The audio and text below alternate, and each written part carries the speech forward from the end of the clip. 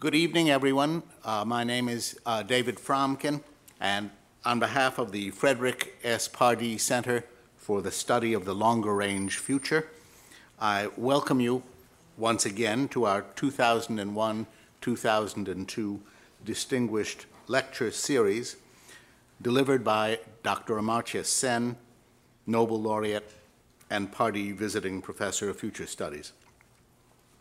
This evening's lecture is entitled Ethics and Identity.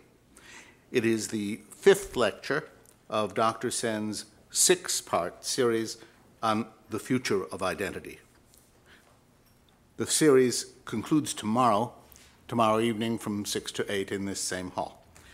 For those of you not familiar with our lecture format, Dr. Sen will speak for about an hour, followed by a question and answer period, and then there'll be a brief reception just outside the hall. It is my great pleasure to introduce Dr. Sen.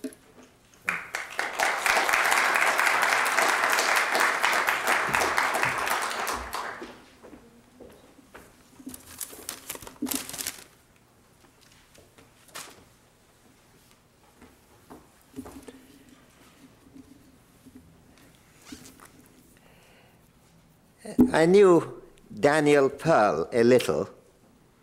He came to a talk of mine in Paris about 2 years ago, and we chatted afterwards. He knew then that he would soon be based in India. Later, in February 2001, I saw him again in Bombay, and I had the privilege of continuing our conversation. I was struck not only by Daniel's remarkable intelligence, but also by his firm dedication to the ethics of journalism, a commitment to pursue the truth and to help create a better and less unjust world through dedicated professionalism. He wanted to know South Asia better. He wanted to probe and share what he would find. He wanted others elsewhere to understand the problems of the subcontinent more fully. He hoped he could make a little difference to the tormented world in which we live. It was in the cause of this ethics that Daniel Pearl gave his life. Was this an identity-based ethics? The people with whom Pearl was so involved, the Indians and the Pakistanis and the others, did not, of course, share a communitarian identity with him. He was American and Jewish, not an Indian or Pakistani or Hindu or Muslim or Sikh or Parsi. He did not speak the local languages, though he was beginning to learn some. He was quite affluent, whereas the people whose lives immensely interested him were mostly not prosperous. And yet there were other types of identities which could have had a bearing. Even the sense of belonging to the admirable profession of truth-seeking and reporting would have given a sense of togetherness with others involved in the same task. There could also have been a sense of alliance in satisfying the interests and the curiosity of people elsewhere, especially those who, like him, wanted to know more about India or Pakistan, or more generally about the non-Western world.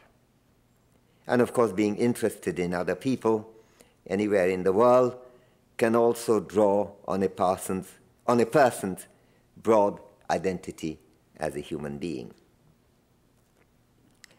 Identity can enter our thinking, our commitments and our lives in many different forms. This elementary recognition may well be mundane, but it does have, as I've been trying to discuss in these lectures, many profound implications. The fact that a person belongs to a group, or even that she has a sense of belonging with respect to that group, would not reveal very much about what priorities she may have, or what she may think is the right thing to do, since she can, without any inconsistency, also belong to many other groups and have a sense of belonging to each of them. To claim that identity is important, as is often asserted these days, may be correct enough, but it merely takes us to the next set of questions. Which identities are important? What relative significance is to be attached to them respectively? How their claims are to be prioritized and their demands weighed and balanced against each other? And also what is to be done to the sense of affiliation associated with valued identities when the demands of these valued identities are outweighed by stronger pulls of other identities. Brutus put the issue well when he chose an apparently contradictory form of expression. Not that I loved Caesar less, but I loved Rome more. I shall come back to the issue of plurality of identities and to the need for choosing, reasoning, and deciding. They're quite central to the principal themes of these lectures. I'll do that later in this lecture and also very much tomorrow in the last lecture. But I want right now to move from there to the related but different issue of connections between ethics and identity in general. On the basis of what I have just said, it might not yet be clear whether I am arguing that while a pre-selected and unchosen identity may be very inadequate, nevertheless ethics could be ultimately dependent on identities in general, in its plural form and forced by our exercise of in its plural form and forced by our exercise of reasoning and choice over different implications of distinct identities, they might, on this view, perhaps be adequate. This broad identity-based view of ethics would not, of course, be anything as wooden and crude as the communitarian belief in the discovery of a unique or predominant identity, but it would still make ethics ultimately reliant on identity, even though a choice of precedence and weights between identities have to be simultaneously faced. Let me state unequivocally that this is not my position, and I shall try to explain and illustrate why the difference can be practically important. In fact, this basic structure of these last two lectures is having discussed why identities can have this plurality, why reasoning and choice is important. I'm trying to now argue why this difference makes it substantial, has a substantial impact. That's one thing. But also, I've been arguing why identities may be a very limited way of thinking about the rest of the world, and I'm concerned with that right now. And again, I want to see the implications of that. So in these two lectures, I will be using the structure that I have. I will try to make critical comments, sometimes appreciative, but also critical comments, about a variety of things. I've been talking about communitarianism. I'll be talking about ideas like multiculturalism, ideas like social capital. I'll be talking about theories of justice, like that of the great ethicist of our time, namely Jack Rawls and others. I think a whole lot of critical comments follow from this way of seeing identity with its plurality as well as inadequacies. I will argue that even this more general and more permissive view of the relation between ethics and identity, though far less coarse than the communitarian automatic privileging of communitarian identity, is still quite crude and certainly altogether inadequate for evaluation and action. Why so? Perhaps the first point to note is that a person does not have to identify with another in order to be able to consider his or her interest, that is, the other's interest, claims, or desires. Moral or political inclusion of others, and I emphasize inclusion there, in considering good states or in evaluating right actions is not by any means the same thing as identifying with them. In fact, there is a remarkable coarseness implicit in insisting, as is sometimes done, that we cannot possibly sympathize with the joys and miseries of others and with their predicaments and achievements without actually seeing them as some kind of an extension of oneself. Surely, the human mind is sophisticated enough to see the importance of other lives even when we are not personally related to them through some bond of affiliation or identification. Indeed, as Gautama Buddha noted 2,500 years ago, sometimes our sense of obligation to others can and should arise from our sense of, not from our sense of identity, but from our manifest difference and asymmetry. Buddha was in fact willing to extend this asymmetry-based argument to the entire animal kingdom. He argued in various places, particularly in Sutta Nipata, that since we are enormously more powerful than the other species, we have some responsibility towards them that arises precisely from the asymmetry of our respective powers. This, incidentally, is a very different argument from one which can also be found in Buddha's conversations, that we do have much more in common with animals than we often tend to assume. As with many other substantive issues, Buddha offers different theoretical arguments for the same practical conclusion. The argument from asymmetry, in contrast with that from identity, focuses not on what we have in common, but on where we differ. In Sutta Nipata, Buddha talks about the asymmetry between human beings and other species in terms of an analogy with the difference between a mother who is capable of doing many things and a child who is incapable to do those things. The mother's duties arise here precisely because of her differences from the child, in that she can help herself and the child as well, and not because of the sense in which the mother and the child are much the same, namely that they are both human beings and sentient creatures belong to the same family. That is a different type of argument. That's not the argument that's being pursued here, to which I'm making a reference here. This point can be of some importance in many areas of morality and policy making.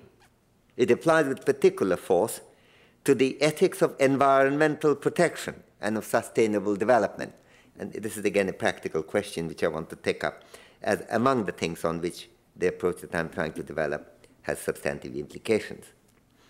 The demands of the environment are often interpreted mainly in terms of human living standards, and the conservation of other species is related to its role in preserving our own quality of life. The concept of sustainable development, Matthew's concept, which is a powerful general idea that has been widely used in environmental analysis, was first systematically explored in the path-breaking Brundtland report, Our Common Future, published in 1987, the pioneering manifesto prepared under the leadership of Gro Brundtland, formerly the Prime Minister of Norway and now the Director General of the World Health Organization. The Brundtland report defines sustainability not in terms of preserving the environment itself, but the quality of our lives or the fulfillment of our needs. Sustainable development is defined in the report as meeting, I quote from Brundtland, the needs of the present without compromising the ability of future generations to meet their needs, their own needs, unquote. The idea has been further refined by Robert Solow, one of the great economists of our times, in his monograph called An Almost Practical Step Toward Sustainability, published in 1992. Solow's formulation, which has to take into account that there are many generations, there are complex mathematical problems about how you do not with one generation, but all generations. And he does a very nice recursive analysis and on the same kind of general approach that I've been outlining. And his formulation takes the form that the next generation must be left with, I quote from Solow, whatever it takes to achieve a standard of living at least as good as our own, and to look after their next generation similarly, unquote. So that way you link up all the generations in a marvelously neat mathematical formula. In many ways, the Brundtland-Solow approach to sustainability is remarkably attractive. Among other things, it provides an immediate motivation for environmental preservation. The object is not so much to sustain the environment itself, but the lives we can lead in the environment. It integrates the importance of preserving the environment to the functional role of the environment, thereby avoiding environment fetishism. We may not have any interest intrinsically about the ozone layer, who gives a damn, but we are interested because it affects lives. We may, for example, have no great interest in a number of natural phenomena, of which ozone layer is one, but value them because of their influence on the way we can live. Furthermore, the Brundtland-Solow approach gives us a very inclusive concept. Any ingredient of good life which can influence living standard is taken to be potentially important, and that is a great asset. And yet there are problems with an exclusive concentration on this approach to sustainability. Among the problems is the issue at hand, namely the need to take into account not just our own quality of life, but also other consequences for which we have reason to accept some responsibility, including those where the asymmetry of power is important in the way that Buddha illustrated in Sutta Nipata. Indeed, we can make a significant distinction between, one, our ability to preserve the quality of our human lives, and two, our ability to preserve what we think is worth preserving, perhaps including other species, not just to the extent, and that's the important point, not just to the extent that they impinge on the quality of our own human lives. The preservation of human living standards need not be the only concern that human beings themselves have. To use, now coming to a European rather than an Asian concept, to use a medieval European distinction, we are not merely patients preoccupied with just our own quality of life, but also responsible and active agents who are capable of judging the world around us and undertaking wider commitments to do what we judge we should do. If this broadening is accepted, which sees people as agents and not just as patients, including assuming the responsibilities that arise from asymmetry rather than from identity, the approach as well as use of the idea of sustainable development would need very considerable extension. I shall not, however, go further into that issue here. Instead, in continuing the analysis of the limitations of identity-based ethics, even in the most inclusive and the broadest form, I will briefly turn to the possibility that some ethical arguments concentrate directly on the rightness or wrongness of behavior rather than on their exact consequences of other people or other creatures with whom we might identify or not identify.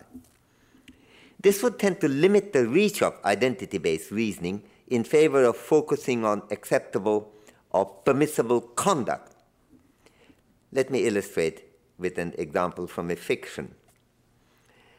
In Bernard Shaw's marvelous play, The Devil's Disciple, set in the American War of Independence, Judith Anderson, the wife of the rebellious priest, is deeply impressed when Richard Dudgeon, commonly taken to be good for nothing, is arrested by the British police on the basis of the police's misidentification of him as Judith Anderson's revolutionary husband.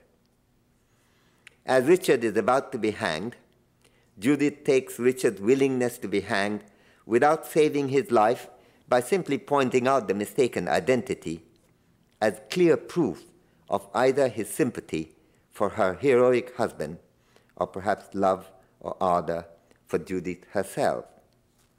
As Judith evidently starts feeling a stir of passion towards the newly appreciated village scoundrel, the accidental hero explained his motivation thus, and I quote from Dudgeon in Shaw. What I did last night, that is not pointing out to the police that it's a mistaken identity, just allowing himself to be arrested. What I did last night, I did in cold blood, caring not half so much for your husband or for you as I do for myself. I had no motive and no interest. All I can tell you is that when it came to the point whether I would take my neck out of the noose and put another man's into it, I could not do it." Unquote. It is, of course, not hard to find many other examples in fiction or in real life of people doing one thing or another on grounds of the rightness of such behavior or the wrongness of the alternatives. The limits of identity-based ethics are further restricted by the plausibility of such ethical reasoning. I'm not further pursuing that, but I've tried to do that in a paper in the Journal of Philosophy, September 2000, called Consequential Evaluation and Practical Reason. In what has been said so far, I've tried to distinguish between two different limitations of identity-based ethics. First, in its narrow form, in which only one identity is considered, as under communitarianism, and its allegedly preeminent claims on our attention are taken to be a matter of discovery rather than of reasoning and decision, identity-centered reasoning remains deeply arbitrary. This is because we do have many different identities, and the choice of priorities and weights must be a part of human living as well as ethical reasoning. Second, even in the broader, indeed the broadest form, in which such prioritization is taken on board, ethics based on identity-related reasoning, with plural identities and choice and reasoning and decision, remains inadequate and limited because of the seriousness of ethical arguments that do not invoke identity in any form as the basis of moral reasoning. These criticisms do not, however, indicate that identity-based reasonings are of no interest, far from it, but only that they do not own the entire territory of ethical reasoning, no matter how broad an approach to identity we decide to take. Identity-based reasoning can have its role along with other ethical arguments, and there be much relevance in them, provided the issue of multiplicity and choice are seriously addressed, and provided there is no imperious presumption of the irresistible power of identity-based thinking over other lines of ethical reasoning.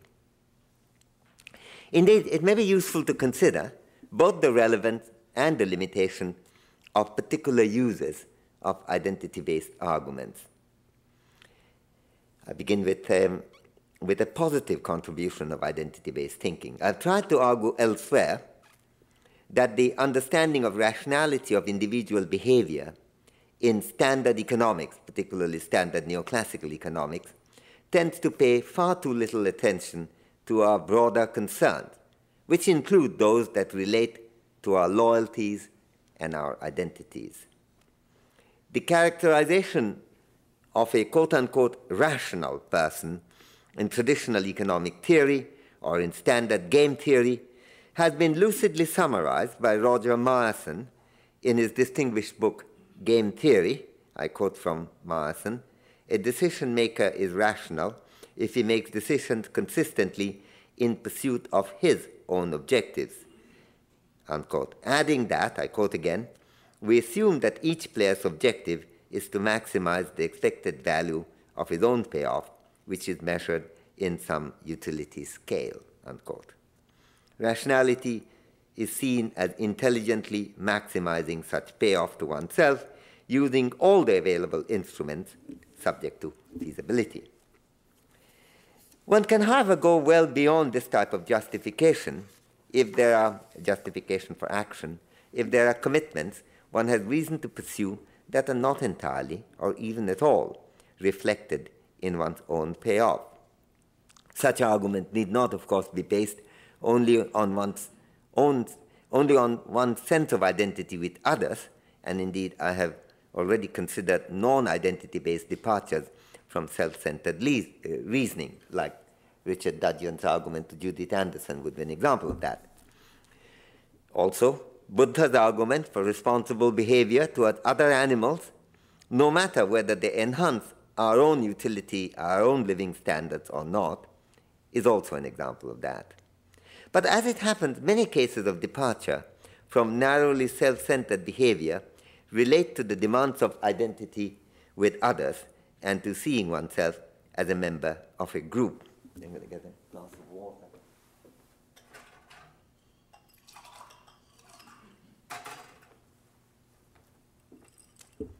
Consider, for example, the old conundrum as to why people bother to vote.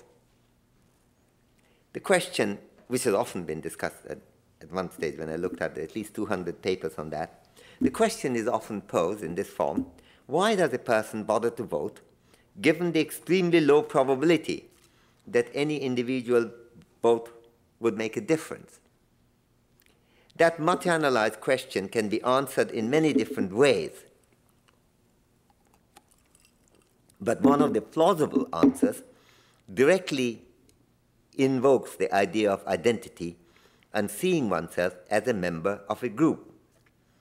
If a person replies to the question why he or she voted by saying, and I quote now, a mock quotation, "What a silly question," we were, of course, voting together, and we voted for our candidate. The reference to the we may indicate the way the actions are seen as joint acts of a group, rather than viewing them as exercises of isolated choices of separate individuals. The unit of agency in choice can itself be broader than individual action. This is a slightly complex point. I've been trying to hammer at it for some time in different articles, including an article called Rational Fools. And there is a collection of mine, I'm advertising a book of mine, forthcoming book, Harvard University Press, called Rationality and Freedom, which should be out this fall, which has this paper and a number of other papers connected with that. I also recommend, by the way, George Akerlof, who was one of the ones to get the Nobel last December. He has a number of papers, including one in the Quarterly Journal of Economics on identity on this kind of subject. Very positive view of identity. It's easy to give other examples of considerations of identity which may broaden our understanding of the demands of rationality and what it is like to have a reason for an action. There's no particular tension between ethics and identity in these types of cases in which identity-based considerations enrich our focus in line with our values and priorities. However, tensions can arise when that broadening is at the expense of taking an even broader view that impartial ethics may well demand. If a person's sense of identity with a group makes him do a favor to another member of that group by neglecting the claims of non-members, then identity would pose a barrier to ethical propriety. Indeed, nepotism tends to ride on the firm foundations of identity-centered thinking. And to move to nastier and more brutal cases, even sectarian violence, genocides, can also receive aid and support from the limitations of identity-based reasoning, the blinkered view it produces. Similarly, racism or sexism or classism can also draw its strength from the idea that one owes something to one's own race, one's own gender, or one's own class that is not owed to others, and this often can take an implicit rather than explicit form. I've already discussed the adverse, sometimes terrible consequences of identity-related behavior in earlier lectures, and all I need add here is that when positive contributions of the identity to ethics are considered, the possible penalties and iniquities of that general line of argument must also be kept in view. I illustrate that now with a couple of examples from contemporary theory, which are very rich theory, but where I believe that this cautionary concern would apply. The coexistence of positive and negative ethics, of negative sides of identity, can deeply influence social analysis. Indeed, I shall argue that it can have some quite serious implications for a number of important contemporary ideas, such as social capital and multiculturalism. Consider social capital first. The success of social living is greatly dependent on what people may spontaneously do for each other. This can profoundly influence the working of the society and the care of its less fortunate members, as well as preservation and guardianship of common assets, governing the commons, as Elinor Ostrom calls it. The sense of closeness to others in the community can be a major asset for that community. The advantage flowing from solidarity and supportive interaction have indeed received much attention recently, precisely through the insightful and extensive work of Robert Putnam in particular, and others. Glenn Lowry in this university wrote one of the early identification papers, one of the early papers on the role of social capital. But the recent work of Robert Putnam, partly connected with Italy, partly with America, partly elsewhere, have brought out how deeply important this is. And I have nothing other than great admiration for it, while I make this cautionary point as well. They have brought out powerfully how social success, including in the quality of public services and community-based activities, may crucially depend on the sense of solidarity and identity within a community. However, insofar as the sense of identity can have both positive and negative features, there is also a need to scrutinize whether a sense of identity of this kind can really be seen as quote-unquote capital, in the sense of being a general purpose resource, as capital is taken to be, which could be used for this purpose or that. The same sentiments and inclinations can actually work in opposite directions, depending on the nature of the identities involved and depending on what task, what consequences we are looking at. For example, solidarity within a particular group, for example, to illustrate long-term residents of a region, can go with a less than friendly view of non-members of that group, such as new immigrants. The influence of the same community-centered thinking can be both extremely positive for intra-community relations and negative in generating or sustaining exclusionary tendencies, including anti-immigrant sentiments and actions, as can be observed in some regions of impeccable within-community solidarity. Similarly, quite a lot of inter-community violence draws on one time at one side with very positive actions, while it's targeting other communities at the same time. Well, I was listening to the radio last night, quite late last night, a BBC program in this dreadful, following the dreadful riots in Orissa in India, which is, I should emphasize, remain pocketed and confined to that region. But nevertheless, in the interview of that, what the BBC interviewer brought out is how positive the feeling is within each community about other members of that community, and tremendously powerful, supportive of each other, and at the same time, this insane hatred of other groups. Identity-based other regarding behavior can have dichotomous features, since a strong sense of group affiliation can have a cementing role within the group while encouraging rather severe treatment of non-members seen as quote-unquote others who do not belong. If this dichotomy is right, then it may be problematic to treat social capital as a general purpose asset, as capital is in general taken to be, rather than as an asset for some relations and a liability for others. If a particular center of identity has positive contribution to make in some context, but negative in others, then there is a need to treat it as a conditional good, rather than as an unconditional capital that can be used to generate rewards in widely different fields. I can make a similar point about multiculturalism, on which I'll have a little bit more to say next lecture, but in the interest of time I should, and I want to leave time for discussion, I will constrain the discussion now. You can see the multiculturalism demand often came for those cultures which are particularly neglected, which don't get, for example, the culture of African Americans, which might be suppressed in a kind of white Protestant dominant culture. And multiculturalism has the feature of bringing out the identity of those groups so that people could be proud of belonging to that group. The richness of that identity may be brought out. The recognition, as people like Charles Taylor and others call it, could be quite an important contribution.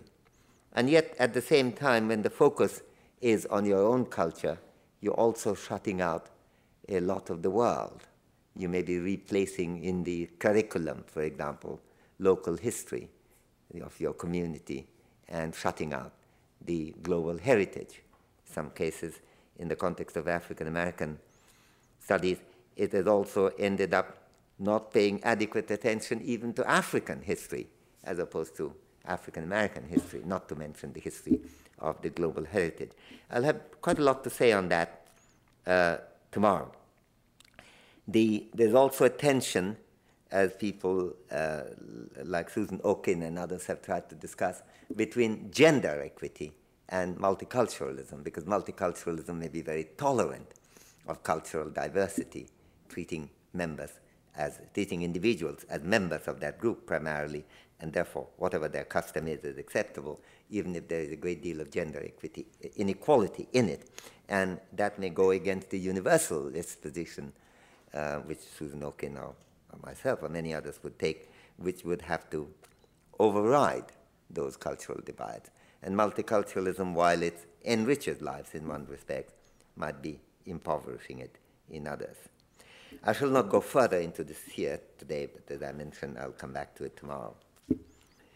I want to devote the rest of the time in this lecture to discuss an issue of global ethics which connects with the role of identity in ethics. And it also relates to some of the issues I've discussed earlier, especially in the second lecture. Globalization and Solidarity was the title of the second lecture. Major progress has occurred in the theory of justice over the last 3 or 4 decades, to a very great extent initiated by John Rawls's path-breaking work on justice as fairness. In his book, A Theory of Justice, published in 1971, I always regard this as a pinnacle of my academic career, that Harvard asked me to read the book for them, to assess it. So I think I'll never reach that level of eminence again. That was in 1969. And Rawls's later books, Political Liberalism and the Law of Peoples, on which I'll presently comment, of course, has pursued that approach more fully. This has involved the use, Rawls's approach, the use of a contractarian method of analysis used in moral and political philosophy, which has strong Kantian antecedents in the writings of Immanuel Kant. In the Rawlsian version of this approach, a central concept is that of an original position. It's an imagined position, a hypothetical state of primordial equality in which the persons involved do not yet know who they are going to be, and they get together to determine what the basic structure of the society would be. The guiding principles for the basic structure of society are chosen in this state of postulated ignorance, which helps to make the deliberations in the original position disinterested, because the deliberation, indeed, this is how the requirement of fairness is incorporated into the analysis of justice, since the process, which involves what Rawls calls the veil of ignorance, is devised to be fair. People are not guided by their respective vested interests, since they're ignorant of them. The rules of the basic structure of the society that are chosen by this exercise of social contract are taken to be just. And that's the reason for the approach being called justice as fairness. John Rawls's well-known theory is grounded in this way. Then this analytical structure is used with tremendous power and reach to derive implications for justice, morality, acceptable politics in a very wide range of issues with remarkable enriching effect. When Rawls's book, A Theory of Justice, first came out, I must confess that I had interpreted the argument to be available for application to all the people taken together. But as subsequent writings of Rawls have made clear, he intended to apply the device to each nation taken separately. And this is the direction in which the rich Rawlsian literature has proceeded. Rawls's approach can be seen to be an example, indeed the preeminent example, of what may be called closed impartiality, a procedure of making impartial judgments that invokes only the members of a closed focal group. No outsider is involved in such a contractarian procedure or is a party to the original contract, neither directly nor through representatives. In contrast, we can consider an approach of what we may call open impartiality, in which impartial judgments are arrived at by taking note of assessments from outside the focal group as well. A good example of that, and again perhaps the preeminent example of its kind, of that kind, is Adam Smith's use of the device of what he called the impartial spectator. In this case, the requirement of impartiality requires the invoking of disinterested judgments of, I quote, any fair and impartial spectator, unquote. Need not belong to that community at all. This is an imagined judge who does not necessarily, and indeed sometimes ideally, not belong to the focal group. Open impartiality is a demand that viewpoints of others, whether or not belonging to some group of which one is specifically a member, must receive adequate attention. Smith's strategy in listening to impartial spectators includes invoking perspectives that are not overwhelmed by the biases of one's own groups. Smith's justification of such a procedure of open impartiality is spelled out thus, I quote from Adam Smith's Theory of Moral Sentiments. This is Smith. We can never survey our own sentiments and motives. We can never form any judgment concerning them unless we remove ourselves, as it were, from our own natural station and endeavor to view them as at a certain distance from us. But we can do this in no other way than by endeavoring to view them with the eyes of other people, or as other people are likely to view them, unquote.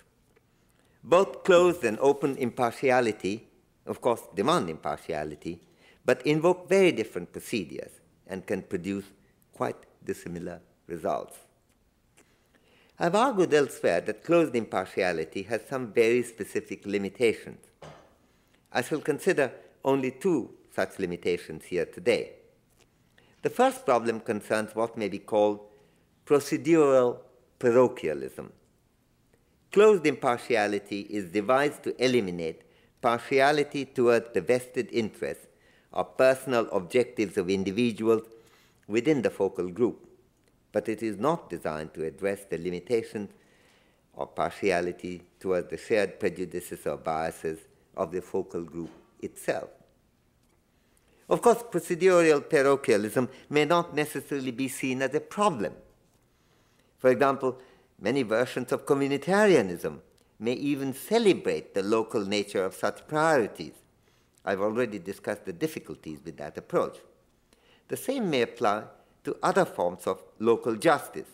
To take an extreme case, when the Taliban rulers of Afghanistan insisted that Osama bin Laden should be tried only by a group of Islamic clerics, all committed to the Sharia, the need for some kind of impartiality, that is against offering personal favors or partial treatment to bin Laden, was not at all denied, at least not in principle. I'm not going into saying whether they intended that, but that was the theory.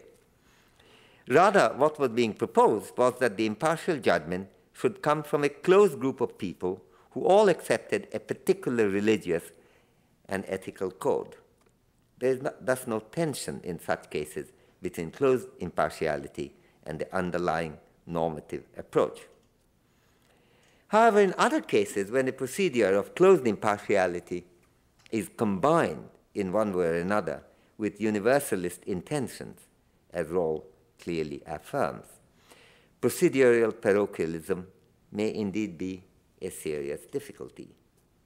Despite the thoroughly non-parochial intentions of the general Rawlsian approach, and we have learned more from him than probably from anyone else how to take such a general view. Despite that, the use of closed impartiality involved in the device of the original position, with its program of impartial assessment confined only to members of the focal group under a veil of ignorance regarding individual interests and goals, does not in fact include any procedural guarantee against being swayed by local group prejudices. The contrast with Smith's procedure involving the impartial spectator is particularly relevant here.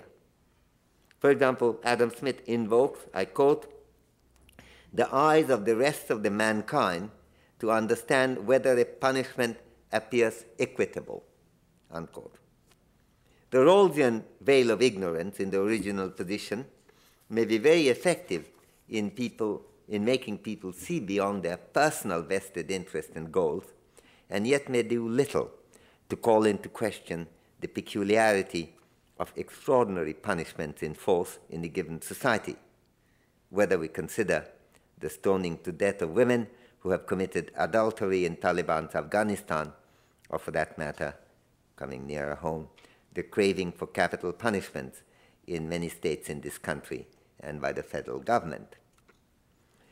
In contrast, Smith requires that we have to go beyond local presuppositions, demanding that, I quote, "we remove ourselves, as it were, from our natural station and endeavor to view them as at a certain distance from us,"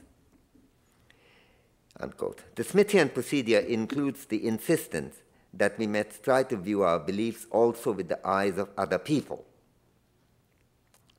And this other people, as he explains elsewhere, has to be at some distance from us.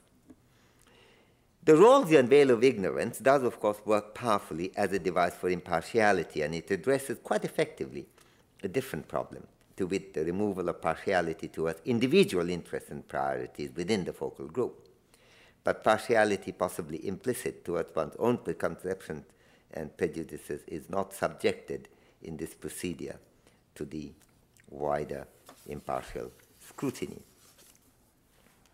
A second problem concerns the exclusion of the voice of people who do not belong to the focal group, but whose lives are affected by the decisions of the focal group. This problem will not, of course, arise if decisions taken by the focal group, for example, in the original position, do not have any effect on anyone outside the focal group. That would be quite extraordinary unless people live in a world of completely separated communities. I think in one of my lectures, in the second lecture, I quoted David Hume more than 125 years ago, saying why, as global commerce and global contacts expand, we cannot any longer make that presupposition. We have to take interest in other people's lives. And what was true in 1770, of course, is radically more true today. This issue can be particularly problematic in dealing with justice across borders, since the basic social structure chosen for a society can have an influence on the lives not only of members of that society, but also of others who are not accommodated in the original position for that society, original position that exercised for that society. There can indeed be much vexation without representation. Aware of this problem, in a recent book, The Law of Peoples, John Rawls himself has addressed this asymmetry by invoking another original position, this time involving representatives of different peoples. And this is the way to plug, as it were, this gap. With some oversimplification, not central in the present context, the two original positions can be seen as being respectively intranational, between individuals in a nation, and international, between representatives of different nations. Each exercise is one of closed impartiality, but the two together cover the entire world. The idea of one global exercise of open impartiality, treating everyone symmetrically, which is the kind of thing that the universalists have often argued, may appear to be deeply unrealistic in the way the world is organized today.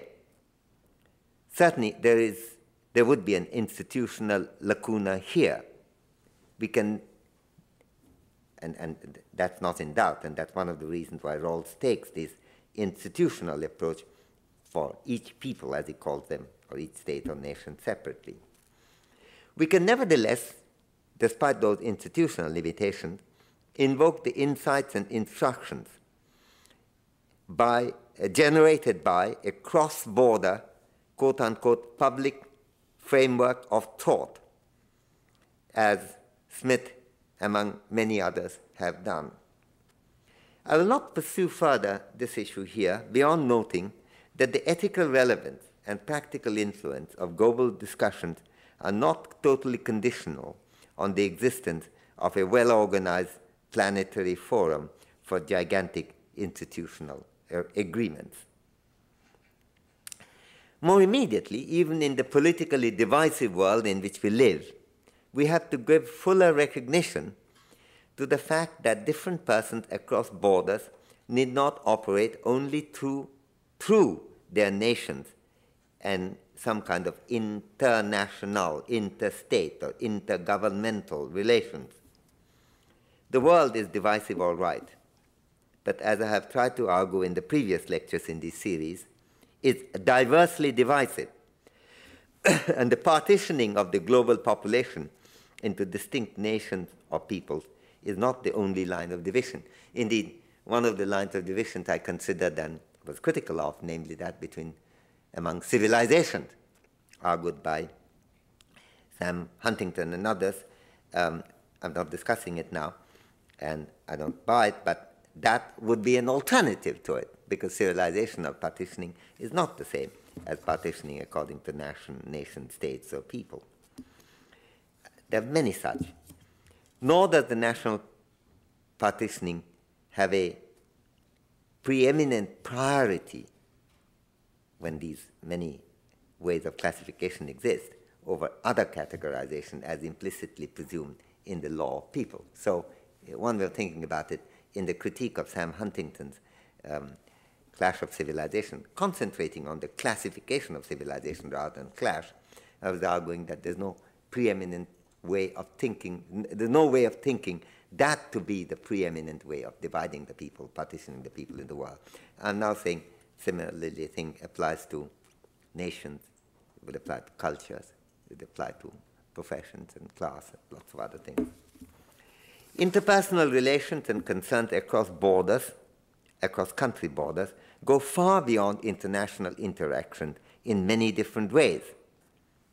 To illustrate, a feminist activist in America who wants to do something to remedy particular features of women's disadvantage in, say, Sudan, would tend to draw on a sense of affinity that did not work through the sympathies of the American nation for the predicament of the Sudanese nation, or the American people to the predicament of the Sudanese people. Her identity as a fellow woman, or more broadly, as a person, male or female, moved by feminist concerns, may be more important in a particular context than her citizenship.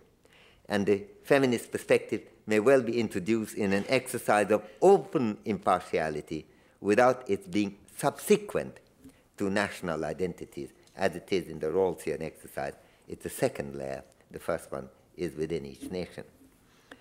Other identities, which may be particularly invoked in other exercises of open impartiality, may involve class, language, literature, profession, politics, etc., and can provide different and competing perspective to the priority of nation-based ethical thinking.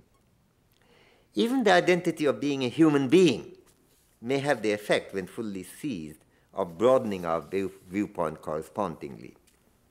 The imperative that we may associate with our humanity may not be mediated by our membership of smaller collectivities, such as peoples or nations, or for that matter, cultures or civilizations or communities.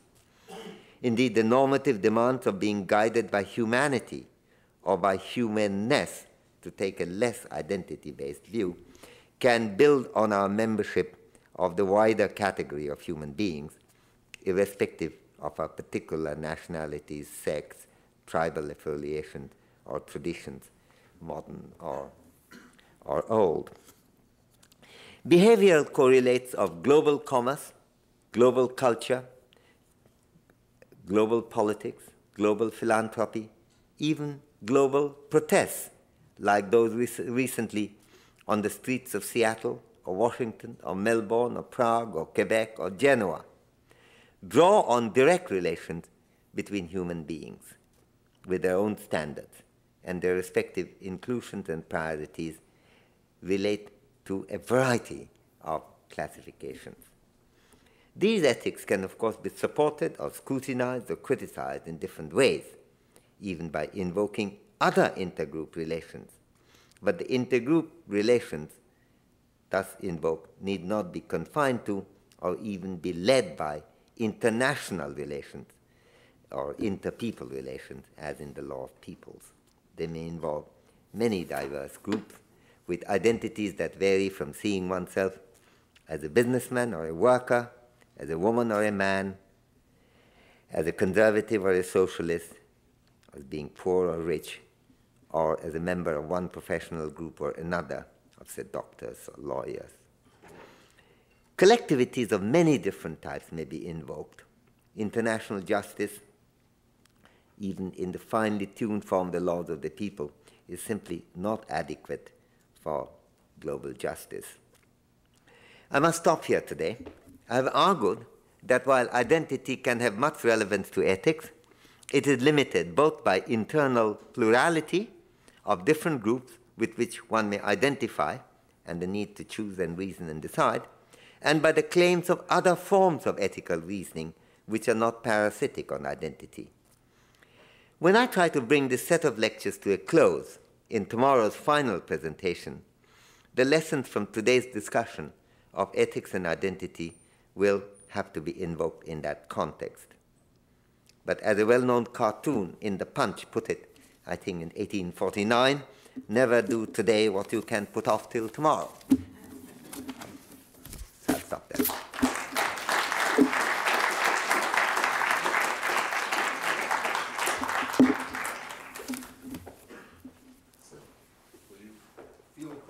Sure.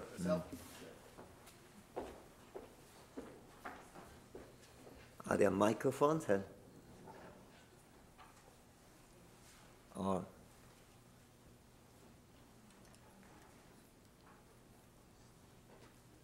yes. What gives rise to the need for I think somebody is coming with a microphone.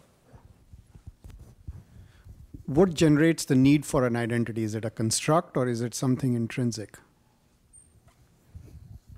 That is a question of a psychological kind of deep interest. I have heard various points of view. One, that we have a basic craving for identity. And others, that it really is entirely a socially generated thing. You're made to feel that it is important. Certainly, particular identities are generated with tremendous effectiveness by pleading and propaganda. But whether, in the absence of that, you would have had no desire for any sense of identity, I don't know. It's a difficult question. It's not a question that I've addressed so far. And even when these lectures get into a book, which it will sometime in the course of the coming year or so, I may have a little bit more to say on that, but I have not been persuaded by either side of the argument. On one side, it seems to me that those who find identity with a bigger group to be a kind of human necessity seem to be driven by some kind of flight from one's own individuality into, sheltering in some group or other. But on the other hand, it is the case that, even as Aristotle noted, our very existence in a society depends on our being interact with each other. And that's a push a little bit in the direction, not necessarily identity, that we value association, affiliation, and who knows, maybe identity too. So I don't really know the answer to that, but I'd like to know what you think. You have an answer? No. Yeah. It's difficult.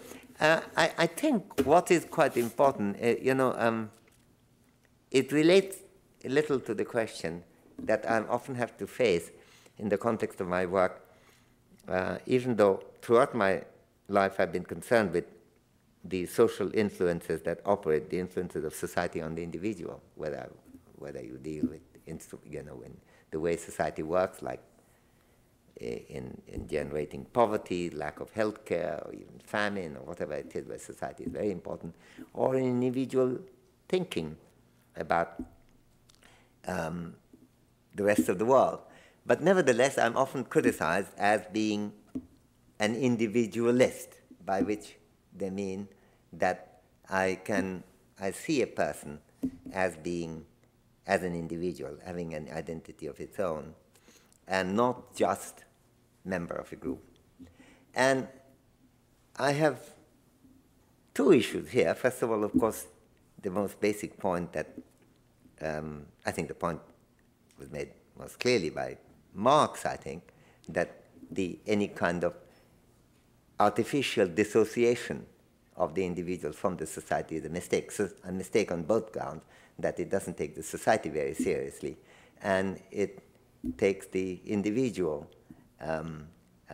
not seriously in not seeing that it can affiliate it with many groups. I think I quoted from the Critique of Gotha program, where even in the context of identifying oneself with a class, Marx's argument was that, but that's only one way of seeing a person. There are other ways you see yourself, your family, your special needs, your special commitments, and so on.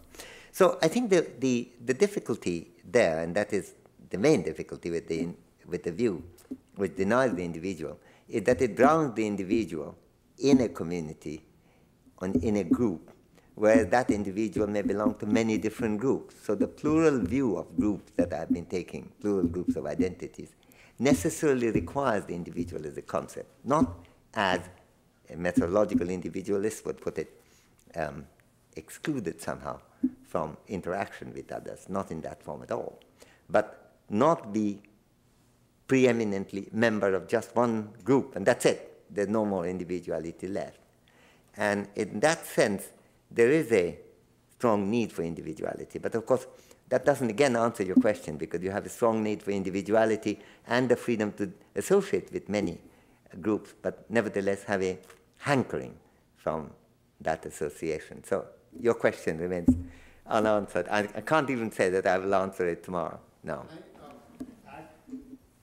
How does it, maybe not in its absolute sense, but how does it relate to similar other things like love, like sexuality?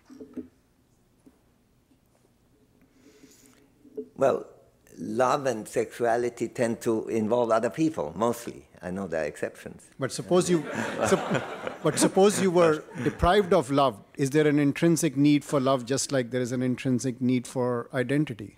You know, you're asking questions at a higher level of metaphysics than I really... I don't know what to make of the existence of such notions as such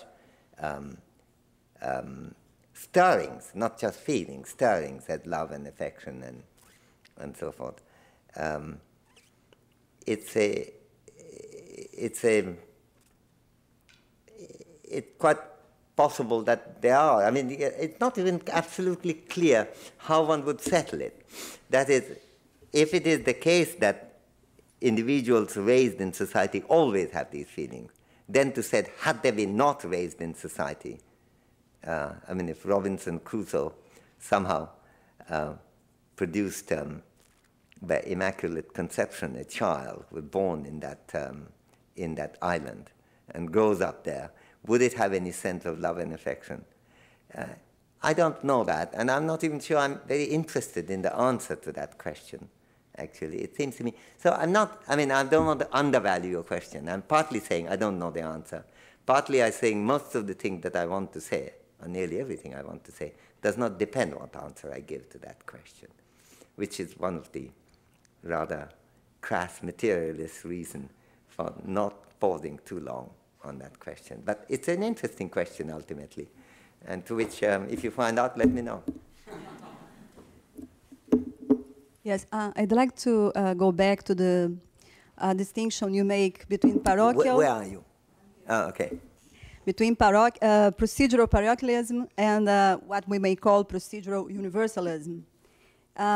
What I'd like to understand better is that though we may feel that these two approaches pose two different questions to the extent that they are trying to address the problems of how to arrive to principles of justice from different groups, from different communities, in the sense that the first group, the procedural parochialism, would try to address this, to put the question of how can we arrive at principles of justice from the point of view of a certain focal group, focal people, group of people, while the procedural universalism would put the question of how to arrive at principles of justice by considering, not only a focal group, but in the end, all the people.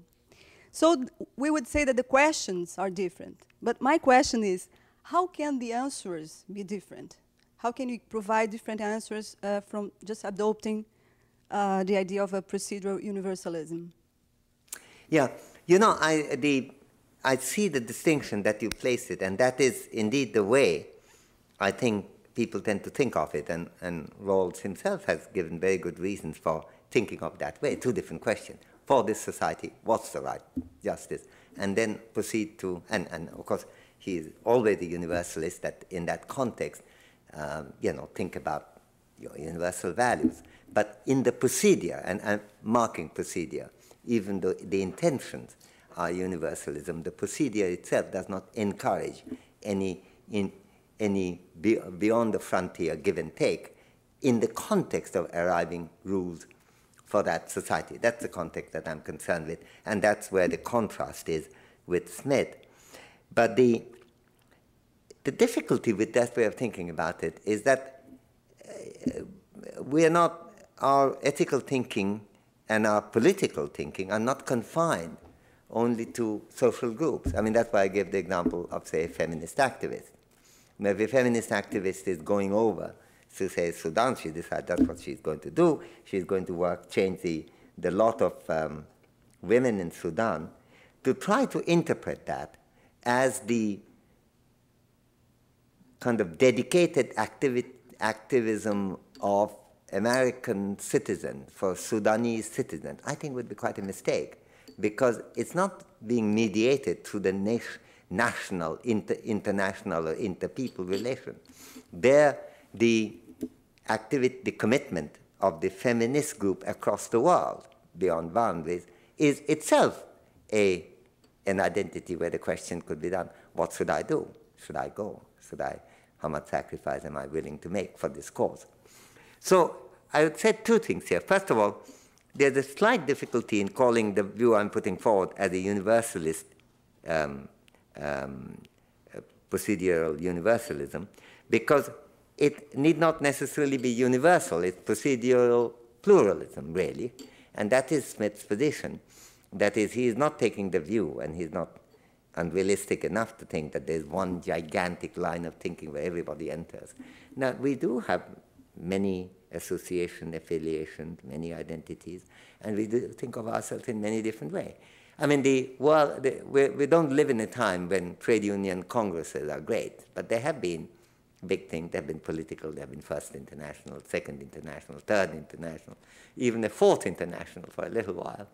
There have been people go around, and I sometimes see them, discussing the reach of business ethics. Now, they're seen primarily as businessmen and different countries. They're concerned whether the business practices are being followed in different reaches of the world. Now, again, the business ethics, global business ethics meeting cannot be interpreted as in terms of each nation being represented by the guy who happened to have come from Chicago as opposed to Bangkok. That's not what they're doing. They're all concerned as businessmen or people interested in business with that particular issue. So I think the difficulty here, and that's where that relates my critique of the Rawlsian position, and as you recognize that I'm a creature of Rawlsian thinking. I mean, virtually every political, philosophical thought I have had in somewhere or another had been inspired directly or indirectly by Rawls. But I think the criticism I'm still offering arises from the fact that of this preeminent identity, the idea that there is one identity, there's one way of looking at it, which dominate over others. For communitarians, it could be the community.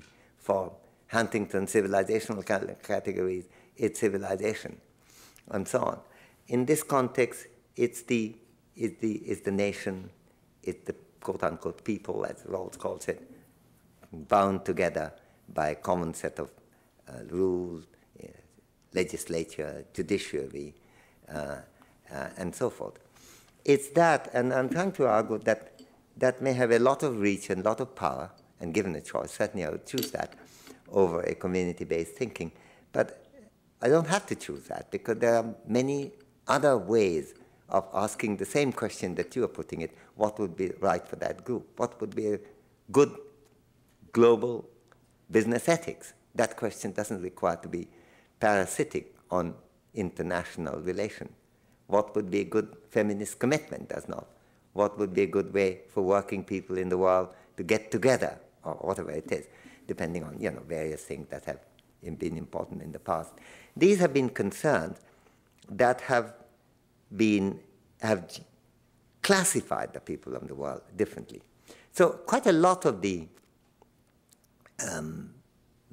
time, I'm really concerned with classification and the denial of the absence, denying the naturalness or presence of a predominant, natural partitioning of the people is one of the principal themes of the lecture, and that applies, as I tried to argue here, in a number of ways, dealing with culture and multiculturalism, dealing with community and social capital, dealing with environmental issues, simply seeing as human beings rather than other creatures. And it applies in the context of justice also in deriving the rules of ethics and rules of both good political behavior as well as good political institutional systems.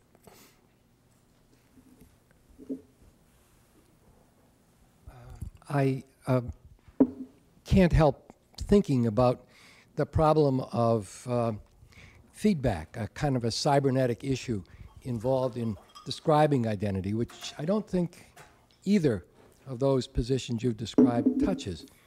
You talk about multiple identities, and certainly that's unarguable, but one part of the identity is moved forward in a particular situation, and another part of identity isn't.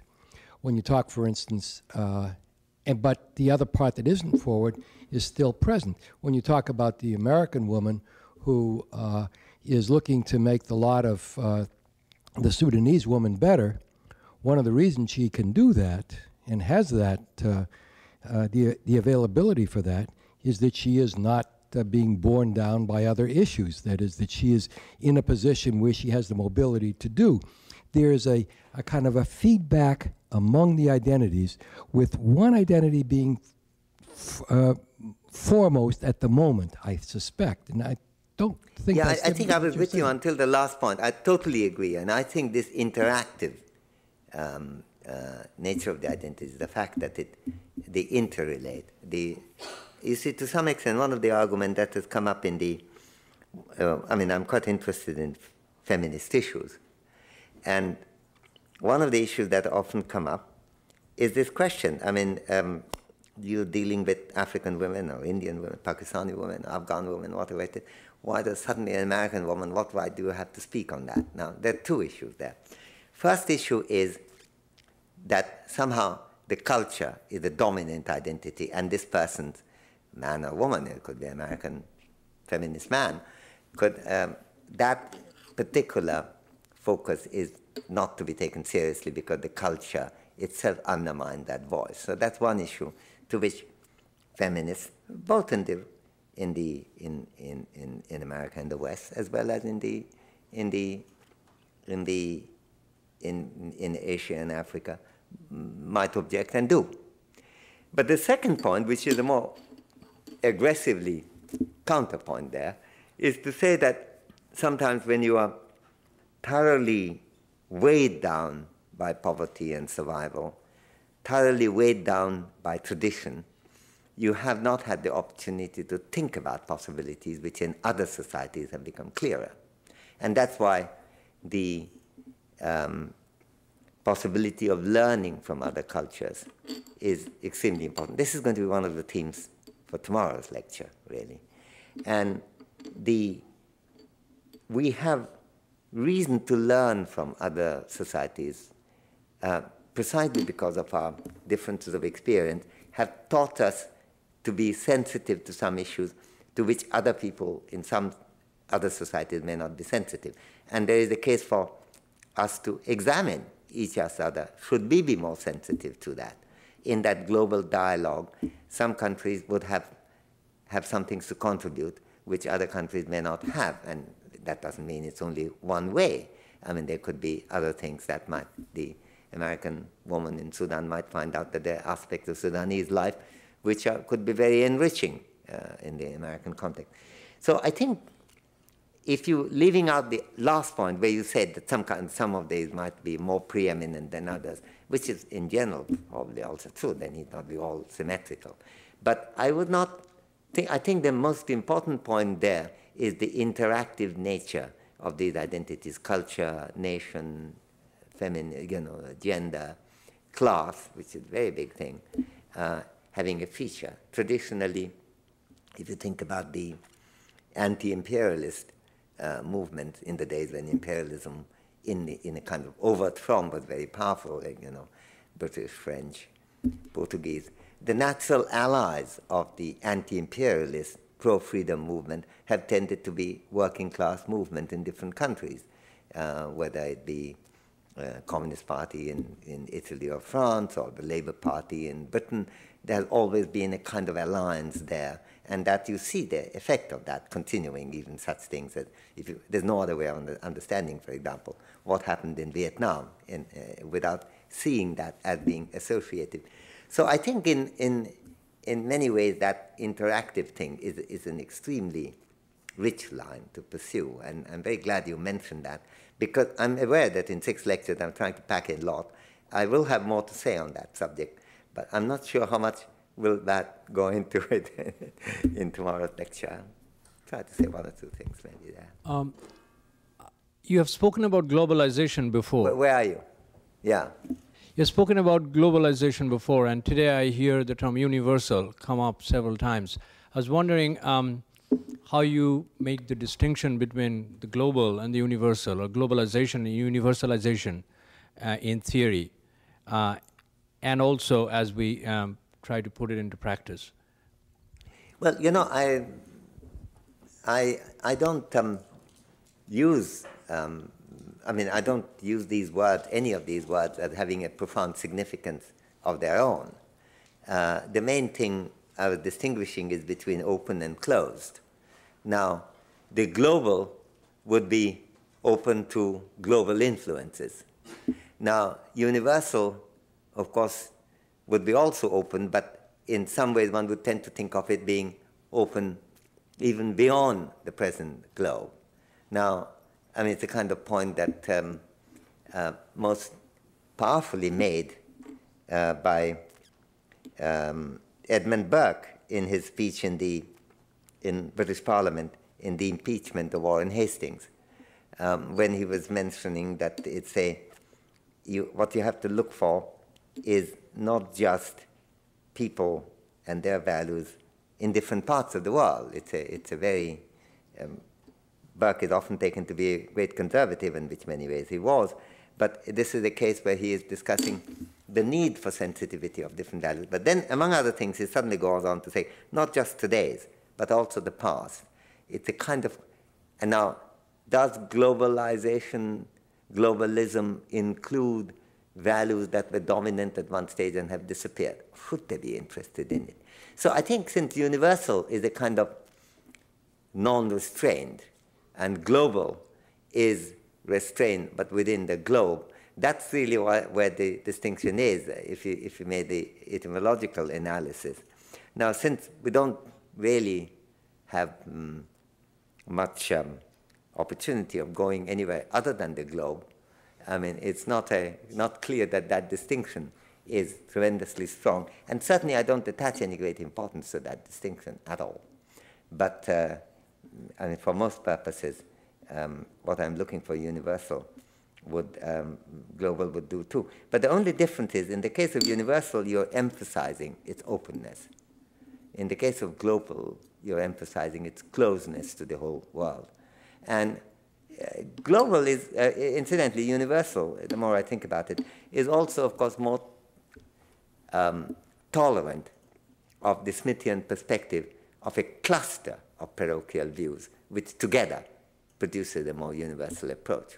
That is, Smith at one stage considered the critique that you'd get from a distant people. Well, would there not be deeply laden with, influenced by their own values? Why should we listen to theirs rather than ours? And Smith's argument is, no, that if that were the only voice to listen, that would be a natural critique. But if the argument is that there are many such voices, and you have to listen to all of them, and then judge, the man in the heart, as he puts it, has to then decide by use of both your reasoning and your sympathy as to which way you go. That is as an approach, I would therefore say that the Smithian thing is more easily captured by the label universalism than by globalism. Globalism is more like, Wilkie and one world view, which is one gigantic, no barrier world view. So I think that's the way I distinguish. But again, if you prefer to use it differently, I wouldn't quarrel. Yeah. I think there's a microphone coming.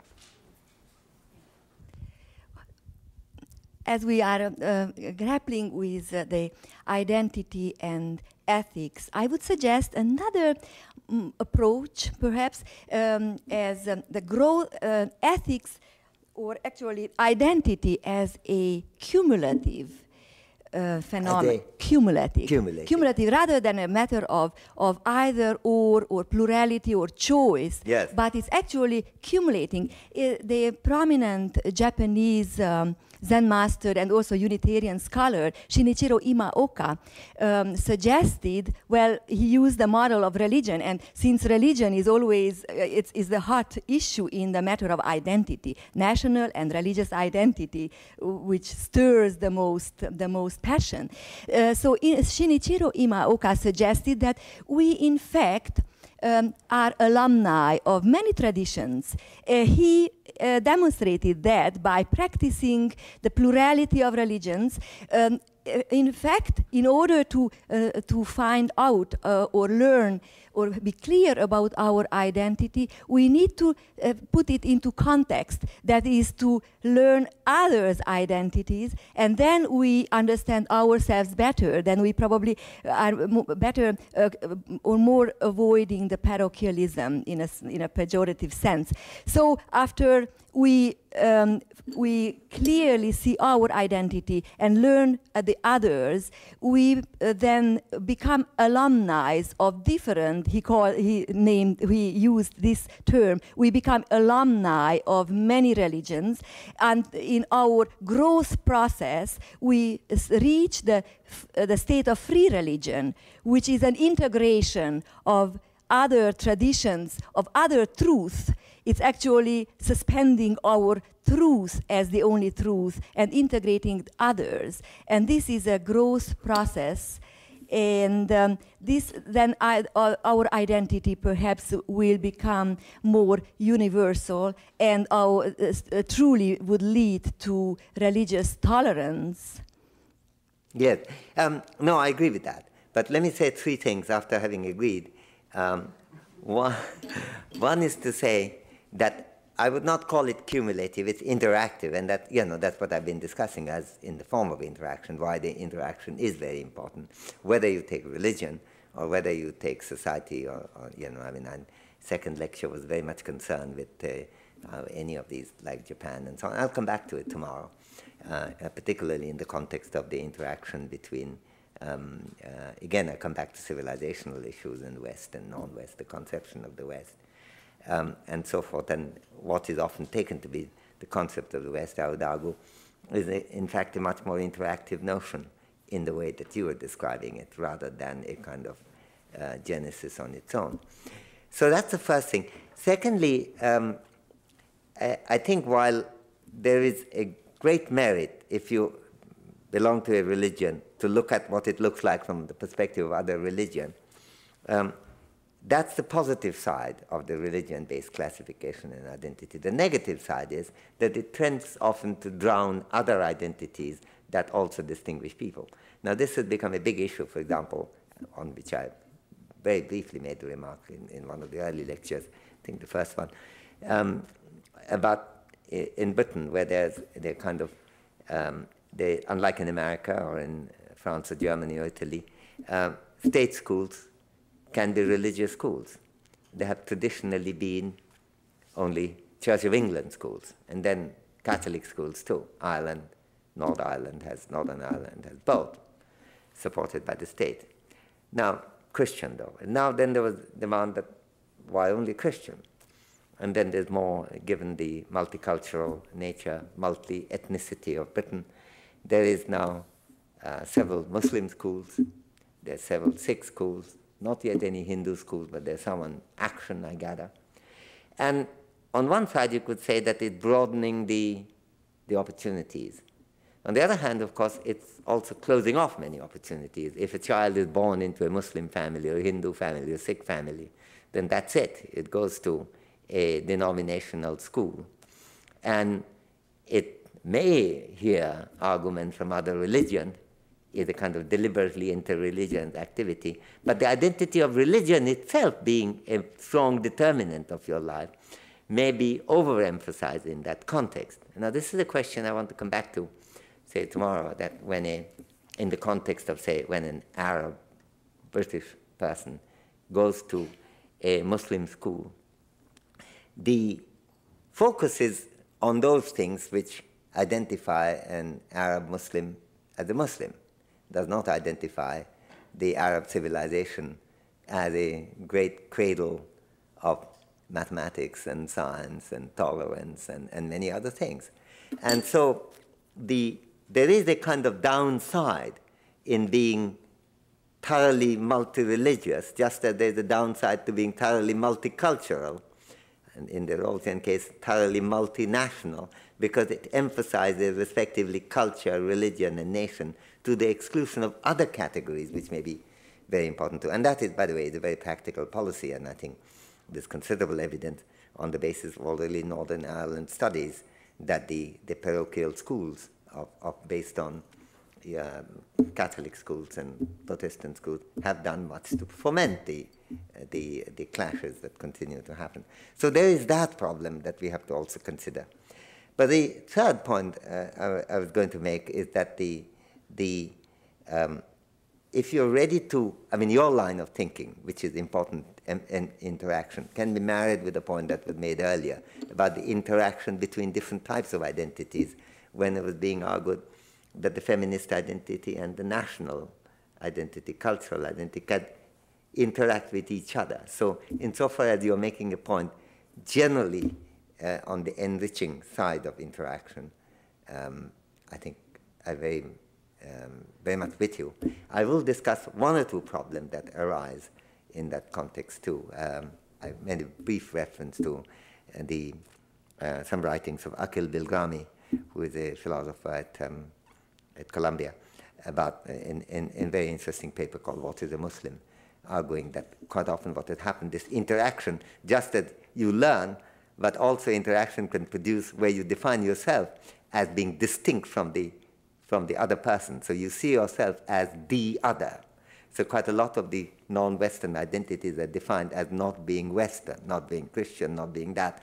And if you wanted to know why is it that an Arab Muslim tends to see himself more as a Muslim and not as a great the successor of the 9th century mathematician, is because that's what the other is vis-a-vis the West. So I think there is also a downside to it, which one has to consider. There are too many problems here, I'm afraid, but your basic approach is right.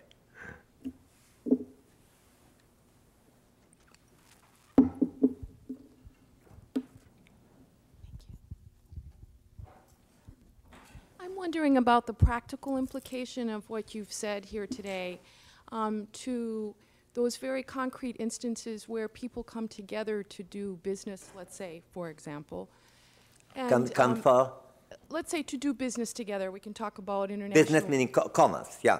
Yes, international business ethics, for yes. example, where they come bringing values that at least at several levels appear diametrically opposed. And I'm thinking primarily, for example, in business, where in many value systems there's an emphasis on a personal relationship as a basis for business relations. Whereas in the American system, there is, at least in theory, a stress on impersonal decision-making. That illustrate, say a bit more. What do you mean? Well, you can have something, let's say, as concrete as the giving of gifts. Let's not even call it bribes, but the giving of gifts, and what sort of exchange preliminary to a business contract is appropriate as a way of gaining a contract, let's say, where you have quite different value systems as a foundation for that. So how would you, what sort of practical advice would you draw from the broader principles you were talking about earlier? Well, I think, no, I see the point you're making. And indeed, there will be cultural differences of different business styles, obviously. But, I mean, 2 points there. First of all, that part of the object of business ethical discussions, where the identity of being businessman is regarded as extremely important, is actually to open these values for inspection and examination. I went to a couple of these, though I'm not a businessman and had no danger of becoming one. I did go to a couple of them, a couple of these meetings. One I think was in Columbus, Ohio, and the other was in Tokyo. And the one thing is quite clear, that they spend a lot of time discussing whether these different modes of behavior, for example, I mean, I'm not sure gifted would be a very good example of that, because I think the Western businessmen seem to give gifts, indeed bribes, quite extensively, as far as I'm aware. I haven't been offered any, but by and large, there's a lot of evidence that they are offered. But I think the kind of the level, at least the in principle level of scrutiny, which is what you mean by impersonality, I think, as opposed to knowing a guy, could make a difference. And of course, I had an exchange with a great Japanese novelist called Kenzaburo Oe in Asahi Shimbun.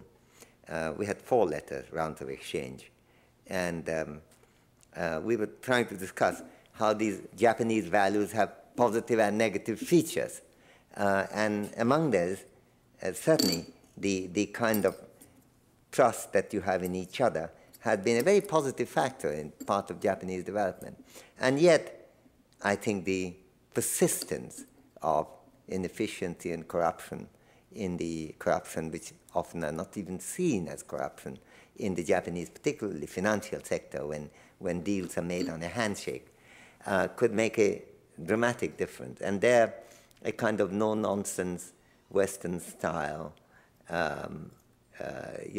evaluative competition could be a very major factor. And part of the time I was trying to persuade Kenzaburo Oe that competition is an ethics too, of a very important kind. And it's the fact that it doesn't appear immediately to a Japanese ear as being immediately an ethics. It looks like maybe it will be very successful, but it's not. The compete seems like a kind of elbowing guys out of your way. But the fact competition, of course, also means that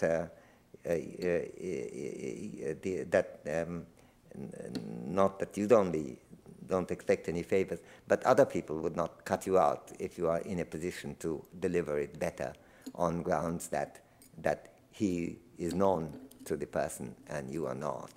So there is a kind of, I may come back to it, universalism there, which is quite important in this context. So I think the practical consequences that you asked for is precisely to examine this. And let me come back to the kind of issue that one of the difficulties of proceeding with this rather big classification of world into nations or peoples and then proceeding, doing global politics as relation between nations and peoples, is that it doesn't allow you to concentrate on issues, which requires very focused, pinpointed attention on questions of that kind, which can happen when you're taking smaller groups. And that's why the distinction between universal in the sense of allowing multiple parochiality, which together produces a non-parochial result, is very different from a kind of one gigantic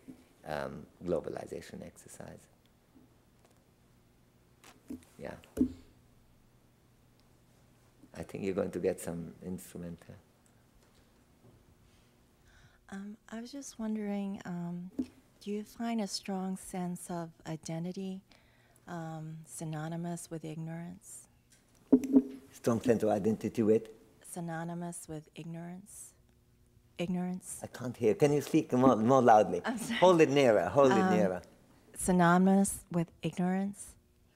I mean, ignorance, is it the same? A strong sense of identity, synonymous with... Oh, synonymous. Sorry. With ignorance. Well, I'm quite critical of identity. I won't necessarily describe it as ignorant foolery, but what makes you think that? I'm trying to think. Is that because identity, that is, if you identify yourself with something, and then you are not identifying yourself with some other ways? Is that what you mean, that a kind of preeminent identity must be based on some kind of ignorance, that you also belong to many other groups? Is that what you mean?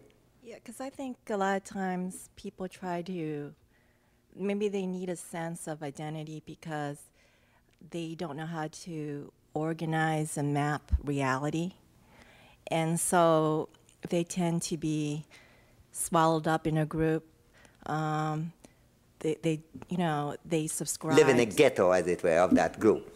Yeah. Yes. It could have that feature, certainly. Yeah, indeed. That's absolutely right. No, I agree. And I think, and I see that point now.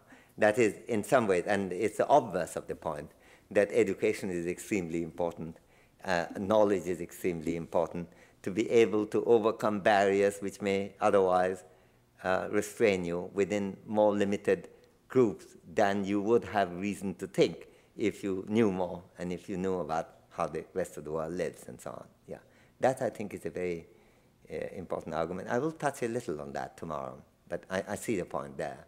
But I was saying, in some ways, of course, any kind of identity is also based on some kind of knowledge, because you have to know that you are like some others, and sometimes, of course, you arrive at identities that you did not know about, which suddenly, and I'll give an example of that tomorrow, where you suddenly discover that you have something in common with others which you did not know. And that could be a kind of very enlightening experience, which may strengthen that identity while weakening others. So it works on both directions. Knowledge is a very peculiar thing. There's a wonderful discussion by a Buddhist logician in India called Nagarjuna, where he's discussing, making the point that people tend to assume that our confusions are based on ignorance, whereas sometimes confusions are based on knowledge. And the example that he gives is that, consider this is an example, Sanskrit literature is just full of the classic case of somebody who mistakes a rope for a snake. It's full of that discussion, different ways of interpreting.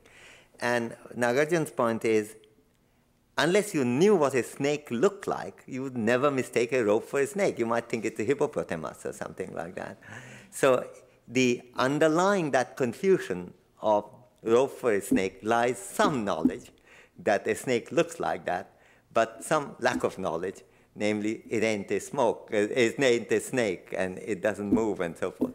So knowledge is a very peculiar thing. It might operate in different directions. But by and large, I would argue that if one wants to take a more liberated view from the kind of incarceration that non-chosen identities might produce, then knowledge and education are very much the major allies.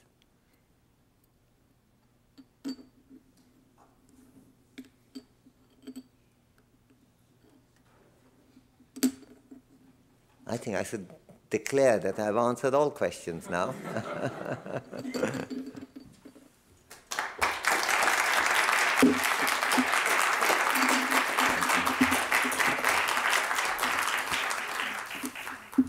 Thank you very much, Dr. Sen. Let me just remind everybody that the Sen lectures can be viewed online at the center's website, www.bu.edu/PARDEE.